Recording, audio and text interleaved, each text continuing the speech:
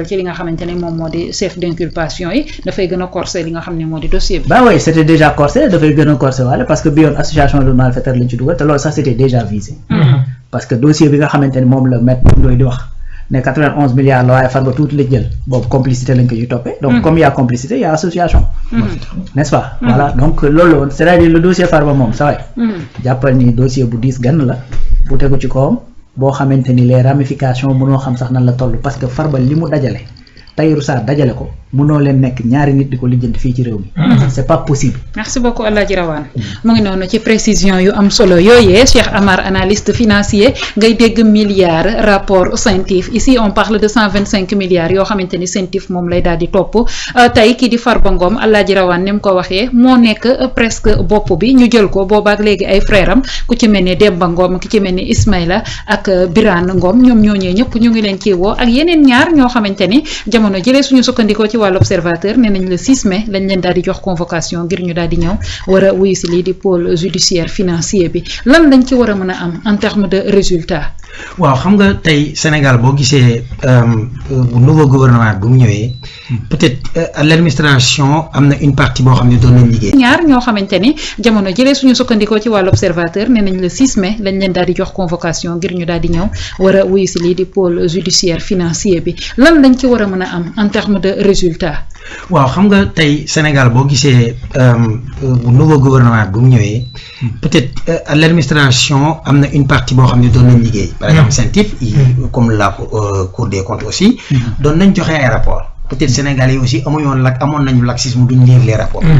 c'est les mêmes scandales qu'on lisait sur les rapports yi doon jot a génn parce que Cour des comptes chaque année day def ay rapports diagnostic yoo xam ni day joyantal économie bi di def ay recommandations ministres yi tey CENTIF génn benn rapport dañoo war a xam ni état a une prérogative de demander à toutes les banques ou les établissements financiers yi nga xam ne ñoo nekk ci dëkk bi laaj leen transaction yooyu di jaar seeni compte parce que ñooñu y a ce qu'on appelle les commissaires aux comptes les CAC société bu fi nekk état dafay yawal ab commissaire au compte bu fekkee société bi dafa am dayoo ci nit mu def ab jàngat ci moom bu ñu gisee ni un simple Saa Wolof mi ngi def ay transactions yooyu jaar ci comptam ay 40 milliards virements internationaux yu bëri yu am mën na CAC bi mën na ñëw ni l'état bu société bi joxee ce qu'on appelle ses liasses fiscales ni ko ñun dañoo gis ay opérations yu nekk ci un de vos clients dañoo bëgg a xam nga indil ñu ay justification ci transactions yi banque bi ci boppam moo war a joxe justification fu xaalis bi jóge ak fan la jëm parce que Saa Wolof banque bi daf ko tegaloon moom ay garde-fou yoo xam ni aussi Saa Wolof montant bu ëpp li mu war a déposer bu ko war a déposer dafay joxe ay justif c'est vrai loolu mooy dem léegi ñoom li leen jaaxal mooy information yi CENTIF am ak transaction yi ñu am jóge ci trésor parce que lépp c'est des comptes publics état dafay am gis-gis ci compte public léegi état bu gisee ni pas mal de transactions jóge nañ ci Demba jaar ci Farba jóge ci Farba jaar ci Tahirou wala mu jóge ci Tahirou bu jaar état bu ñëwee comme ce qu'on parlait de la loi sur l'enrichissement illicite danaan ko milliards yi jaar ci seen compte fan la xaalis bi jóge fan nga ko jëlee c'est-à-dire que yow tu t'es enrichi peut-être illicitement prouve-nous fu xaalis bi jóge tey jii boo wàccoon Paris avec 11 000 euros 10 000 1 euro 10 000 yu teg 10 centimes dañuy téye xaalis bi ne la justifier fu 10 000 1 centime yi jóge les 10 000 euros ñu bàyyi la lu ñu ci jublu mooy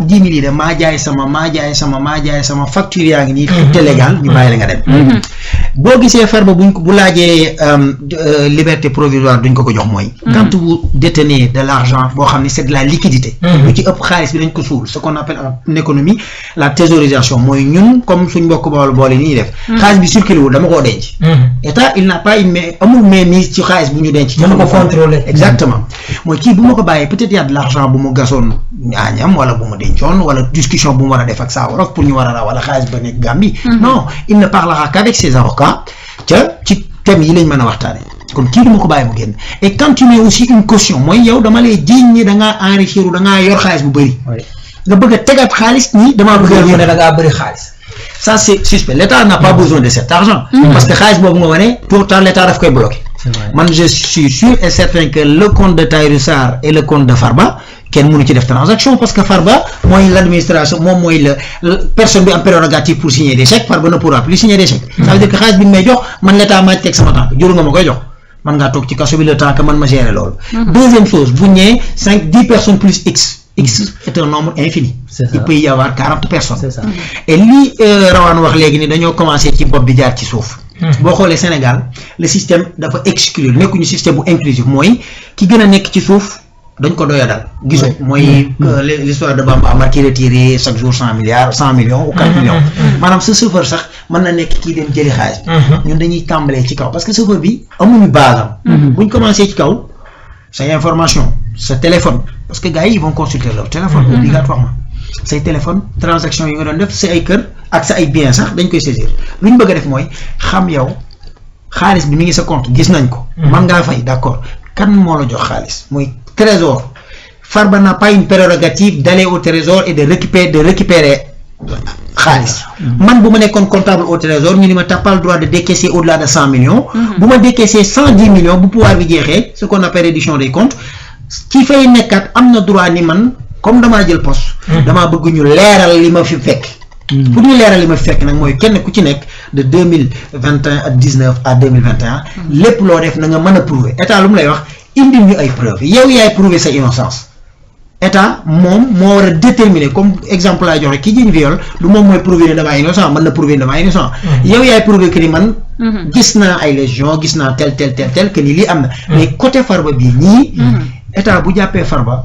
am na leneen lu tax jàppul Farba parce que y a 100 milliards y a plus de 1000 milliards qui ont été détournés. attention mais pour nga xam loolu fan la jëm mooy kii am na lien ak kii fii la jaar mënuñu prouver transaction bi kon culpabilité am na man mënuma prouver fu sama 100 milliards jóge kon déjà mënuma am argument devant le juge pour ni ko 100 milliards daal dañ ma ko may comme l'histoire de Macky Sall les 7 milliards. kon raison pour laquelle moo tax ki nga xamante ni moom moo di Farba Ngom boobaak léegi muy def caution te li nga xamante ni moom moo di yoon bàyyeegu ko. le but de l'État ce n'est pas de garder l'argent de Farba état li ko soxal mooy man dama fee fekkut xaalis.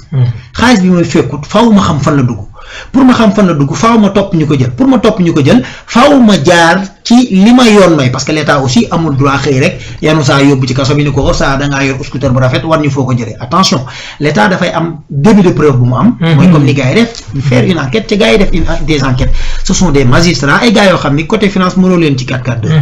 bu ñuy bind aussi dañuy bind ci duñ bind ci seen teewaayu bakkan dañuy bind ci ay preuves yoon teg sur la table. ay question retour dañuy poser question banque bi jox leen ñu poser question l'administrateur et banque boo fi gis au Sénégal y a un administrateur de l'État.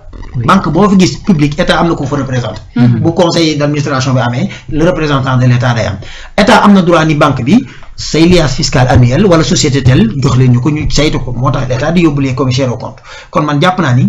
du enquête gars yi dañoo newoon ci débat politique mooy jàpp yóbbu mais ñii fi nekk tey ce sont des personnes techniques.